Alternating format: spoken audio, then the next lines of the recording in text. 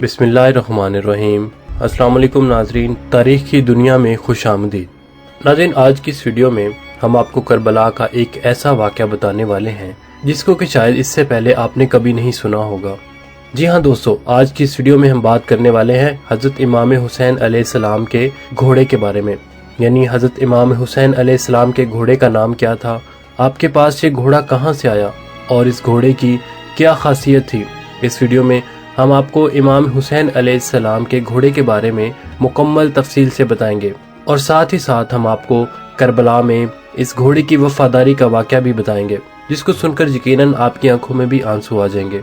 सो दोस्तों, आज की हमारी इस वीडियो को आखिर तक लाजमी देखिएगा।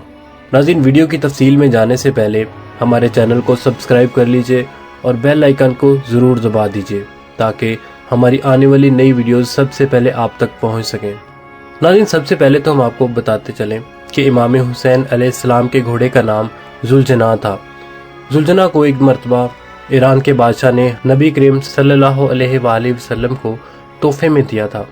आप सल्लल्लाहु अलैहि वसल्लम का ये मशहूर मौज़ा है कि आप जिस भी घोड़े पर एक दफ़ा बैठ जाया करते थे तो उस घोड़े की उम्र बढ़ जाया करती थी, यानी वो घोड़ा कभी भी बूढ़ा नहीं होता था। इसीलिए ये घोड़ा इतने साल गुजर जाने के बावजूद करबला के मैदान में सेहतमंद और चाको चुबंद था। नाज़रीन, इमाम हुसैन अलैहिस्सलाम के इस घोड़े की रफ्तार और इसकी खूबसूरती की वजह से इसका नाम जुलजना रखा गया। जब भी ये घोड़ा जंग के मैदान में दुश्मनों पर हमलावर होता तो ऐसे लगता था कि जैसे ये घोड़ा दौड़ नहीं रहा बल्कि उड़ रहा है। इसलिए इसको जुलजना यानी दो परों वाला घोड़ा कहा जाने लगा। इमाम हुसैन अलैहिस्सलाम को बचपन ही से इस घोड़े से बहुत लगाव था। एक मरतबा इमाम हुसैन अलैहिस्सलाम अपने नाना नबी करीम सल्लल्लाहु अलैहि वसल्लम के पास गए। उस वक़्त आप सल्लल्लाहु अलैहि वसल्लम इस घोड़े के पास मौजूद थे और आपके साथ कुछ सहाबा इकराम भी मौजूद थे।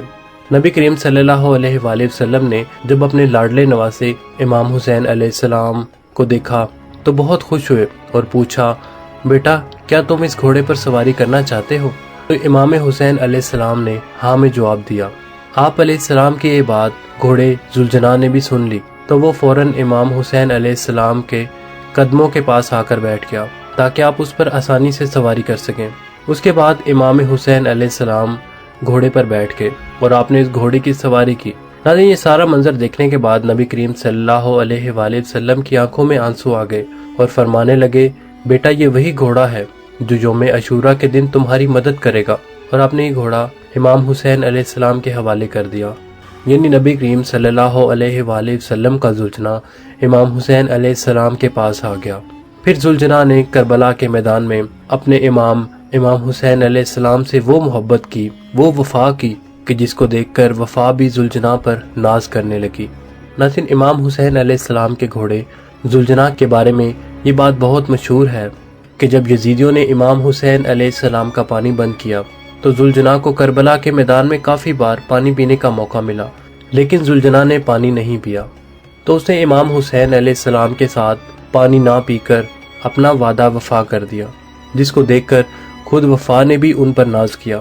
उसके बाद जब करबला के मैदान में 10 मुहर्रम उल हराम को हज़रत इमाम हुसैन अलैहिस्सलाम जुलजना से ज़मीन पर गिरे तो आपका ये घोड़ा आपके सामने इस तरह आकर खड़ा हो गया कि दुश्मनों की जानब से आने वाले हर तीर को अपने जिस्म पर लेने लगा। उस वक़्त जुलजना के जिस्म पर इतने तीर लग चुके थे कि उसके जिस्म का कोई भी हिस्सा बाकी ना रहा। नाज़रीन, रवायात में आता है कि जुलजना को इतने तीर लगने के बाद हज़रत इमाम हुसैन अलैहिस्सलाम के उस घोड़े ने 60 से ज़्यादा दुश्मनों को मौत के घाट उतार दिया था। उसके बाद जब जालिमों ने इमाम हुसैन अलैहिस्सलाम और उनके सारे साथियों को शहीद कर दिया तो इमाम हुसैन अलैहिस्सलाम का ये घोड़ा यानी जुलजना अहले बैत की लाशों के इर्द गिर्द चक्कर लगाने लगा और ज़ोर ज़ोर से हिनहिनाने लगा। फिर जुलजना इमाम हुसैन अलैहिस्सलाम के जिस्म अतहर के पास आकर रुक गया और अपनी पेशानी को इमाम हुसैन अलैहिस्सलाम के खून से तर कर लिया और फिर अपने पाँव को ज़मीन पर इस तरह मारा कि जिससे इतनी ज़ोरदार आवाज़ पैदा हुई कि पूरे मैदान में सन्नाटा छा गया। ये देखकर दुश्मनों के भी पसीने छूट गए। उस वक़्त उमर साद की नज़र इस घोड़े पर पड़ी तो अपने लोगों से कहने लगा कि इस घोड़े को मेरे पास लाया जाए। ये घोड़ा अल्लाह के रसूल सल्लल्लाहु अलैहि वसल्लम के घोड़ों में से एक बेहतरीन घोड़ा है। तो उमर साद के कहने पर लोग उसे पकड़ने के लिए दौड़ने लगे جیسے ہی وہ لوگ اس گھوڑے کے قریب گئے تو ذوالجناح نے اس زور سے اپنا پاؤں ہلایا کہ ان کو واپس وہاں سے بھاگنے کا موقع ہی نہ ملا۔ یہ دیکھ کر عمر سعد چلایا اور کہنے لگا اس کو اس کے حال پر چھوڑ دو، دیکھتے ہیں کہ یہ کیا کرتا ہے۔ پھر وہ گھوڑا لوگوں کے ہجوم سے نکل کر امام حسین علیہ السلام کے جسم اطہر کے پاس آ کر اس طرح سے بلبلا کر رونے لگا کہ جیسے کہ کوئی انسان کسی کی جوان موت پر روتا ہے۔ ناظرین، کربلا کے واقعے کے بعد ایک شخص امام بیگ کی خدمت میں حاضر ہوا اور عرض کرنے لگا کہ اے وقت کے امام، آپ تو اس وقت کربلا کے میدان میں موجود تھے، تو آپ نے کیا دیکھا کہ جب حضرت امام حسین علیہ السلام گھوڑے کی زین سے نیچے گرے تو اس وقت وہ گھوڑا حضرت امام حسین علیہ السلام کے جسے خاکی کے ارد گرد چکر لگا رہا تھا، تو اس وقت گھوڑا کیا کہہ رہا تھا؟ ناظرین، اتنا سننا تھا کہ حضرت امام بیگ کی رحمۃ اللہ علیہ زور زور سے رونے لگے اور فرمانے لگے جب حضرت امام حسین علیہ السلام گھوڑے کی زین سے نیچے آئے تو وہ گھوڑا آپ کا طواف کرنے لگا تاکہ دشمن کا کوئی بھی تیر آپ کے جسم کو نہ چھوئے۔ دشمنوں کی جانب سے آنے والے ہر تیر کو ذوالجناح نے اپنے جسم پر جھیلا اور اس کے جسم پر اتنے تیر لگے تھے، اس کے جسم کا کوئی حصہ ایسا نہیں تھا جہاں سے وہ زخمی نہ ہو۔ ایسے میں ذوالجناح چیخ چیخ کر یزید کی فوج سے کہہ رہا تھا کہ لعنت ہو تم جیسے لوگوں پر جو رسول اکرم صلی اللہ علیہ وآلہ وسلم کے لاڈلے نوازے حضرت امام حسین علیہ السلام کو قتل کر رہے ہو۔